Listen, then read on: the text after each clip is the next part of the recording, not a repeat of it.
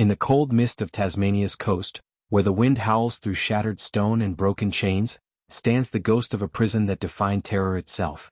Port Arthur, a name whispered with dread across the British Empire. Here men were not just punished, they were erased, branded, beaten, and buried in silence. Before we step inside this haunting fortress of pain and power, hit that like button and subscribe, because what you're about to hear will take you deep into the darkest chapter of Australia's past. The year was 1833. The world was changing, but for thousands of British convicts, change meant one thing: exile. The empire had run out of places to hide its unwanted. America was lost. Britain's prisons were overflowing. And so, far across the world, the island of Tasmania, then known as Van Diemen's Land, became a dumping ground for human misery. Port Arthur was no ordinary prison. It was built on a philosophy the British called reform through suffering. A place where pain was discipline, silence was salvation, and hope was a privilege you had to earn. Set deep within a peninsula surrounded by cold sea and dense forest, there was no need for walls. The land itself was a cage. Convicts sent here weren't first-time offenders. They were the worst of the worst, repeat criminals from other penal settlements, men who had tried to escape, fought guards, or defied the system. To them, Port Arthur was not a second chance. It was a sentence within a sentence, the end of the line. The journey began in chains. Shackled in the belly of a transport ship, hundreds of convicts crossed treacherous seas from Britain to Australia, their ankles rubbed raw by iron cuffs. Disease spread like wildfire. The smell of unwashed bodies, blood, and vomit filled the air. For many, Port Arthur was hell long before they even saw its shores. When the ships finally arrived, the men were met by an eerie silence. Towering eucalyptus trees loomed over the bay, and the ruins of the settlement, stone barracks, watchtowers, and the ever-present gallows, stood like monuments to despair. Guards with muskets and whips lined the docks, their faces blank, their orders clear: break them or bury them. The first thing prisoners learned was that there was no escape. The narrow strip of land connecting Port Arthur to the rest of Tasmania was guarded by dogs trained to tear flesh at the first scent of fear. Beyond that, freezing waters swarmed with sharks. Those who tried to flee were either caught and flogged, or found days later floating face down in the tide. Inside the settlement, punishment was as creative as it was cruel. Men were forced to work from dawn till dusk, cutting timber, quarrying stone, or building the very walls that confined them. They dragged heavy chains as they worked, each link a reminder of their crime. A single word out of place could earn a flogging, 50 lashes that tore skin down to muscle. But it wasn't just the body they aimed to destroy. It was the mind. Port Arthur introduced a psychological experiment known as the silent system. Prisoners were forbidden to speak, to look at each other, or even acknowledge another human's existence. Meals were eaten in silence. Prayers were whispered in isolation. Any attempt to communicate could mean solitary confinement, in total darkness. In the separate prison, a place designed specifically for mental punishment, convicts were kept alone in tiny cells for 23 hours a day. Even the guards wore soft shoes to muffle their footsteps. When prisoners left their cells, they wore hoods to ensure they never saw another face. For many, sanity began to unravel in a matter of weeks. One of the few surviving journals from a guard described the eerie quiet of the night. No talking, no movement, just the sound of breathing from behind cell doors. But sometimes, he wrote, you could hear them crying, soft at first, then louder, until the walls themselves seemed to shiver. Despite the horror, the British government called it progress, a humane alternative to physical brutality. In reality, it was both. Beatings continued in secret, food was withheld as punishment, and escape attempts were met with deadly force. Some men became shadows of themselves, hollow-eyed ghosts who no longer remembered their own names. Others resisted, through whispered prayers, secret messages carved into wood, or desperate flights into the wilderness. None got far. By the 1840s, Port Arthur was fully operational, a sprawling complex of prisons, factories, workshops, and even a church, all built by the convicts themselves. It became the British Empire's model for moral reform, visited by officials, journalists, and priests who saw it as proof that punishment could produce obedience. But beneath the sermons and the polished reports, the reality was different. Port Arthur wasn't reforming anyone. It was breaking them. And in the shadows of those sandstone walls, something far more disturbing was beginning to take root. A silent war between those who ruled and those who refused to be ruled. By the mid-1840s, Port Arthur had perfected its method of breaking men without ever laying a hand on them. It wasn't just a prison anymore, it was a laboratory of psychological torment, a grand experiment in human obedience. The architects of its regime believed that punishment of the body was barbaric, but punishment of the soul, that was divine. They called it the separate system. Inside the separate prison, every inch of design had a purpose. Cells were soundproofed, corridors padded, even the guards' boots muffled with felt.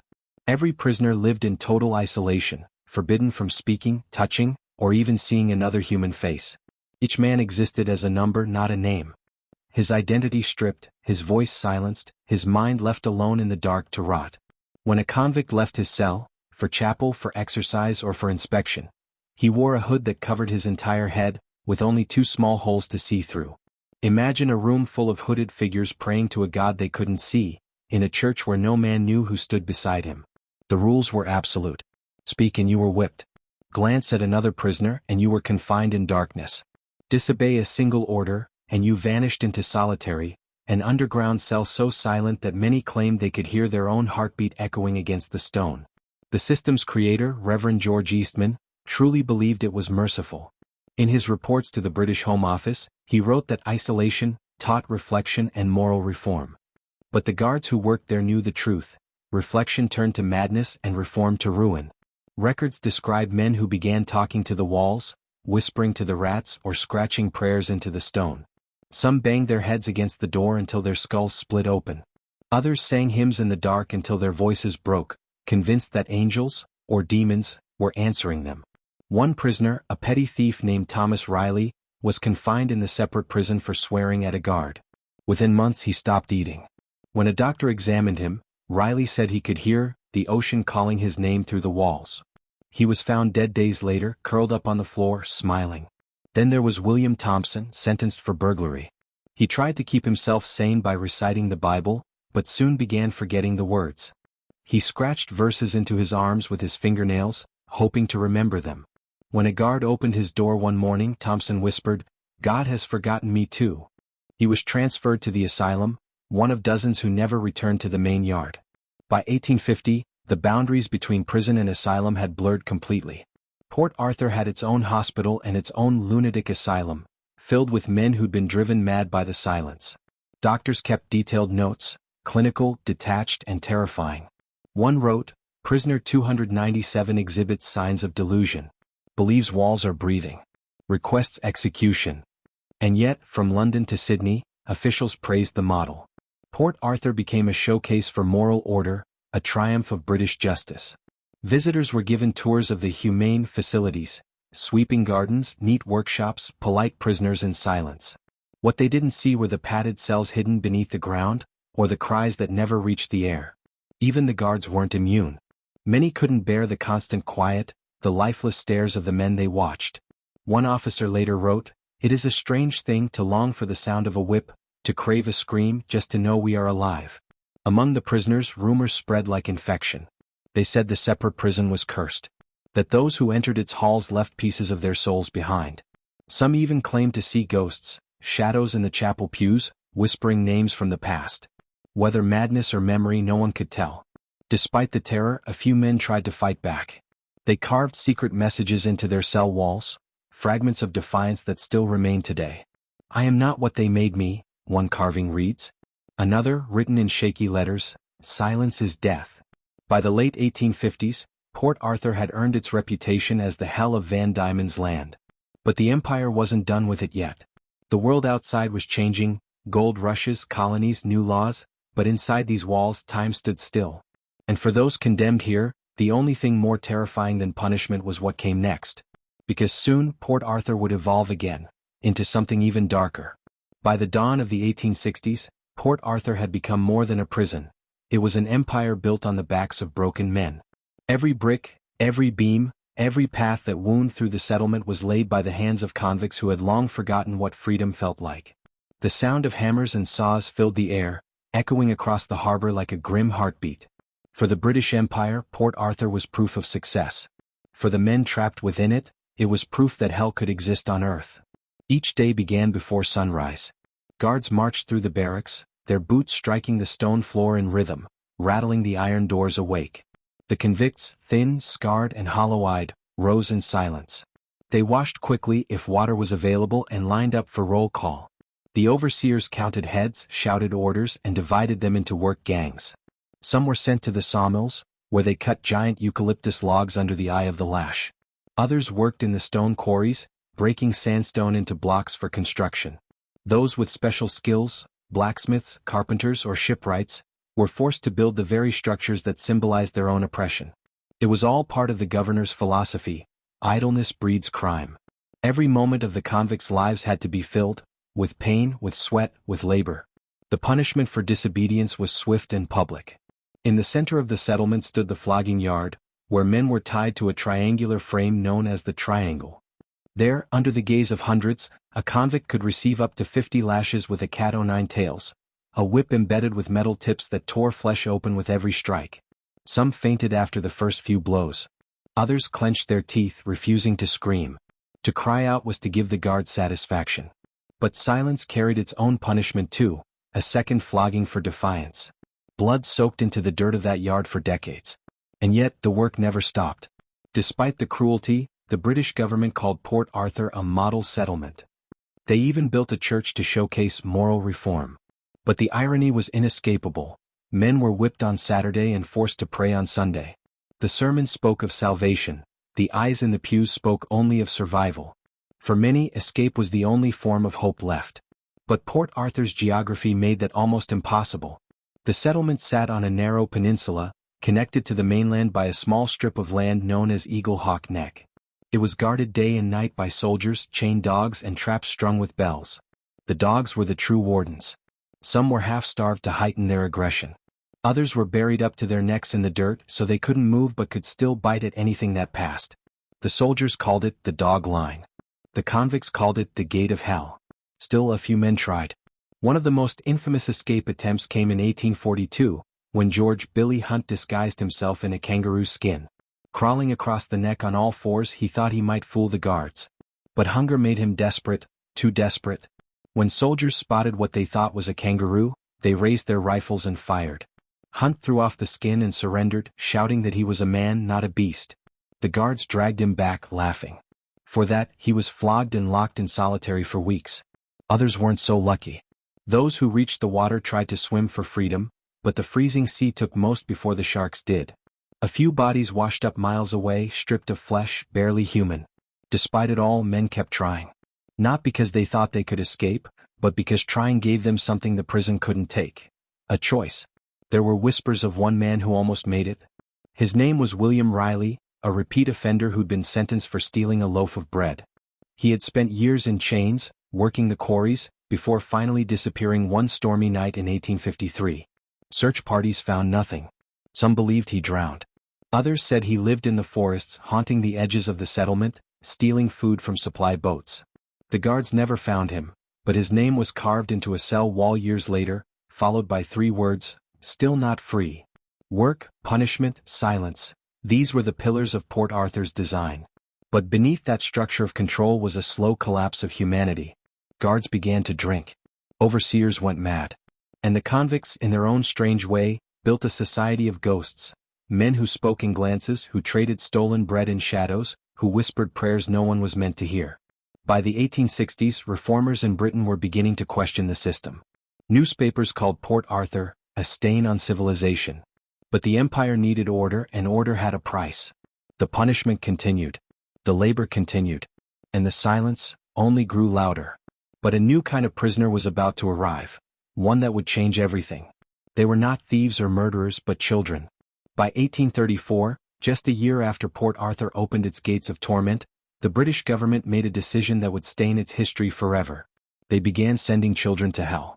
The empire had grown tired of young pickpockets and street thieves cluttering its prisons back home.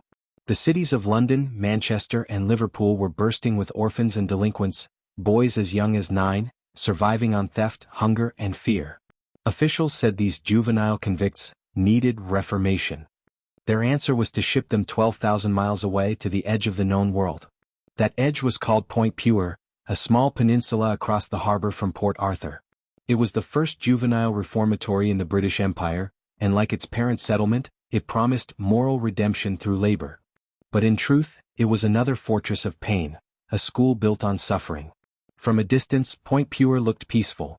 rows of timber cottages facing the bay, green slopes and workshops. But inside it was a different world, one where laughter died quickly and dreams of childhood vanished before the first sunrise. The boys arrived in chains just like the men. Many were barely tall enough to see over the ship's railings. Some had never seen the ocean before. And when they saw Port Arthur's shadow across the water, the gallows, the stone towers, the guards, their fear turned to silence. The system claimed to separate them from the adult convicts, to protect them from corruption. Yet at night, the echoes of the lash from across the bay reminded them that cruelty had no walls. Life at Point Puer began at dawn. The boys were woken by the bell, marched into the yard, and made to stand in lines as officers inspected their rags and bruises. Their day was divided into two purposes: work and instruction. They were taught trades: blacksmithing, shoemaking, carpentry, bricklaying. Officials claimed these skills would turn them into useful men. But the truth was simpler. They built the empire's prisons faster and cheaper than adult labor ever could. Mistakes were not tolerated. Talking during work meant flogging. Laughing meant extra hours in the quarry. Running away meant weeks in solitary, chained to the wall of a cell so small you couldn't stand upright.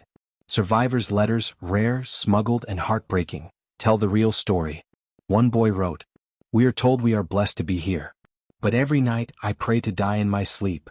Another wrote, "We work until our hands bleed. They say it makes us men. I was 10 when they sent me here. I don't know what being a boy feels like anymore." There was one rule the officers drilled into them: never cry. Crying was weakness. Crying was defiance. But the boys did cry, quietly into their sleeves when the guards turned away. The officers called themselves teachers. But many were veterans of the penal system, harsh, unfeeling men who believed mercy was poison. They taught discipline through fear, religion through guilt, and manhood through humiliation. There were boys who broke early. Some became mute, unable to speak even when freed. Others turned violent, fighting back against guards or fellow inmates. Punishment was relentless. The cat-o'-nine-tails did not spare the young. Still, a few found strange forms of resistance. They stole scraps of paper to write secret messages, carved initials into the wooden walls, or hid small tokens, shells, stones, even broken toys, in the cracks of their barracks. Those relics, unearthed centuries later by archaeologists, tell a quiet truth. Even in the darkest system, innocence tried to survive. There were also boys who escaped, or tried to. The most famous was John Connolly, age 12, sentenced for stealing a handkerchief in London. In 1837 he slipped away during a storm, rowing a makeshift raft into the Black Sea. He was never seen again. Some say he drowned. Others say he reached the mainland and lived among the bushrangers, wild and free. Officials dismissed him as lost property. But the boys at Point Puer whispered his name for years, a symbol of hope they weren't allowed to have. Despite its brutality, Point Puer became a model for future reformatories across the British colonies. London called it a success story. Visitors toured the workshops and the neat cottages, taking notes on how well-behaved the boys were. None of them saw the graves, small unmarked mounds near the cliffs, where the failures were buried. By the time Point Puer closed in 1849, over 3,000 boys had passed through its gates. Many never left Tasmania. Some became laborers, others convicts again. The system had reformed no one, it had simply recycled suffering. For the men of Port Arthur, the presence of those boys across the water was haunting. They could hear their songs carried by the wind, short and trembling, echoing over the bay. To some it was a reminder of the innocence they'd lost. To others it was proof that cruelty didn't stop with age, it started there. As the years went on, the line between punishment and insanity began to blur completely. And soon, Port Arthur would face its greatest challenge, not from prisoners or escapees, but from the crumbling of its own purpose. Because even empires built on fear cannot last forever. By the late 1860s, the empire's most feared prison was rotting from within. The walls of Port Arthur still stood tall, the guards still marched their routines, and the punishments still echoed across the bay, but the spirit of the place had begun to crumble. What was once a fortress of control was now a decaying machine, grinding itself to dust. The first signs of collapse were not explosions of violence but quiet decay. The men who had served as guards for decades grew tired, some turning to the bottle to drown the memories of screams and silence. The convicts, many old or broken beyond recognition, no longer resisted, they simply existed. The once strict separation between prisoner and madman blurred until even the chaplains could no longer tell who was sane. Britain was changing too. The tide of moral reform was sweeping across the empire. The newspapers back home began questioning the old colonial system. Transportation, once seen as a civilizing mission, now looked like cruelty exported overseas. Politicians debated whether places like Port Arthur belonged in a modern world that was beginning to speak of human rights and rehabilitation. But in Tasmania, change came slowly and painfully. The prison population aged rapidly. The younger, able-bodied men were transferred to other colonies or released under new laws. What remained were the old lags, men too frail or too broken to be useful. Their chains were replaced with walking sticks, their labor replaced by silence and coughing. They had become relics of an era that refused to die.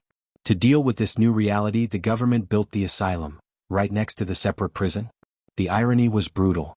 The very building that had driven men mad now had a neighbor designed to house them. The asylum was meant to be humane, broad windows, gardens, a recreation hall. But the cries that came from within proved it was merely a softer cell block. Guards from the main prison often joked that Port Arthur had graduates, men who earned their way from chains to madness. Doctors, priests, and inspectors wrote reports describing a strange peace. But that peace was the stillness of decay. The air reeked of damp stone and despair. Some inmates spent their final years staring at the sea, waiting for ships that never came. Then came the fires.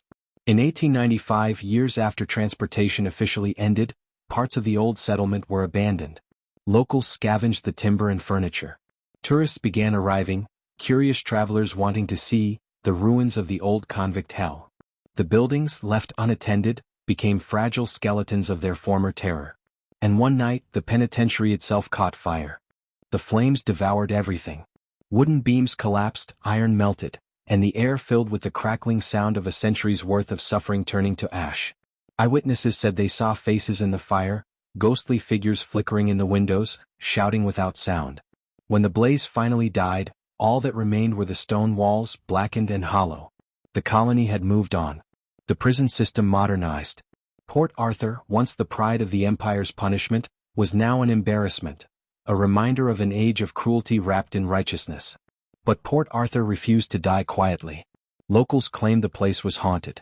Visitors reported hearing footsteps in empty corridors, voices in the church ruins, and the faint clinking of chains near the harbor. Fishermen avoided the waters after dark, saying the tide carried whispers.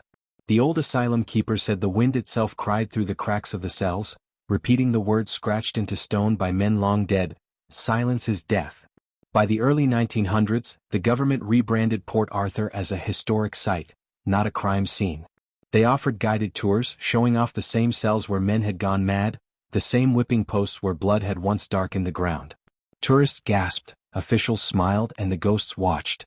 In the modern era, Port Arthur became both a memorial and a mirror, reminding Australians of the brutal roots of their justice system. The ruins stand today in eerie beauty, wrapped in mist and memory, where every cracked wall tells a story that never ended. Because Port Arthur wasn't just a prison, it was a prophecy.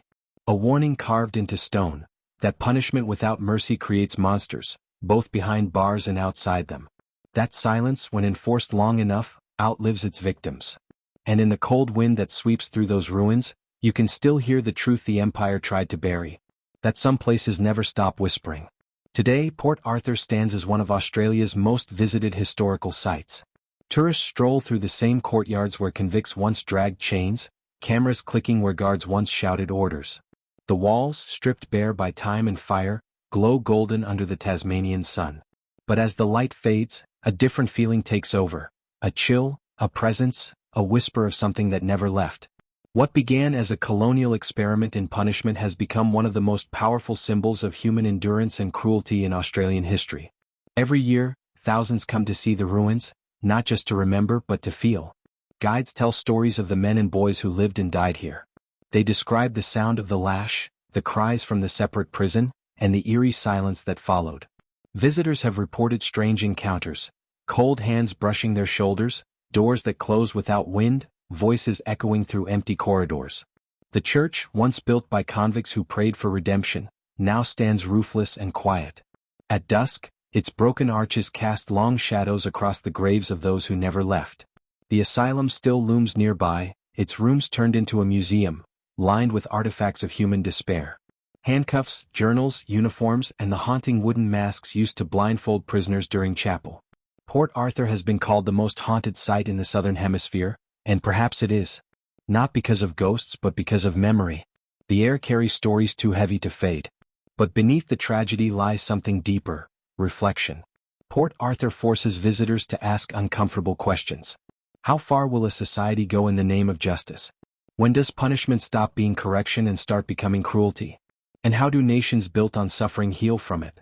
Modern Australia has wrestled with those questions for generations. The ruins have become both a monument and a warning, a reminder that civilization can be both beautiful and brutal, and that history, when forgotten, has a way of repeating itself. Even in its silence, Port Arthur speaks. Its stones remember the cries, the prayers, the madness. Its sea still carries the echoes of men who dreamed of escape, and its soil holds the stories of children who were never meant to grow old. As night falls over the Tasman Peninsula, mist creeps through the ruins, wrapping the penitentiary in ghostly white. The sea crashes against the rocks, as if the island itself still resists its past. And if you stand still enough, you can almost hear it: the faint rhythm of chains, the whisper of wind saying the same words over and over again. We were here. We are still here. History is full of prisons, but few have ever held time itself.